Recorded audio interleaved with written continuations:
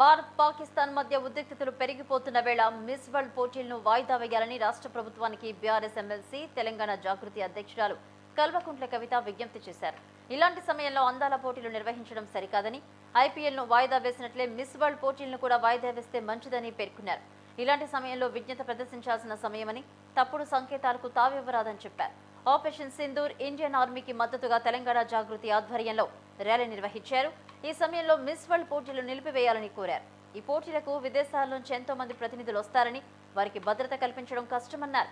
జరగరాందేమైనా జరిగితే తెలంగాణకు భారీ నష్టం జరుగుతుందని చెప్పారు. ఒక పక్క యుద్ధ వాతావరణం ఉంటే మరి ఇక్కడ మనం మిస్ వరల్డ్ పోటీలు కండక్ట్ చేసుకుంటా ఉన్నాము. నేను మిస్ వరల్డ్ పోటీలను వాయిదా వేయవలసిందిగా ప్రభుత్వాన్ని విజ్ఞప్తి చేస్తూ ఉన్నాను. ఐపీఎల్ని కూడా వాయిదా వేసుకున్నారు. ఎట్లయితే ఐపీఎల్ వాయిదా వేశారో మిస్ వరల్డ్ పోటీలు కూడా వాయిదా వేయాలి.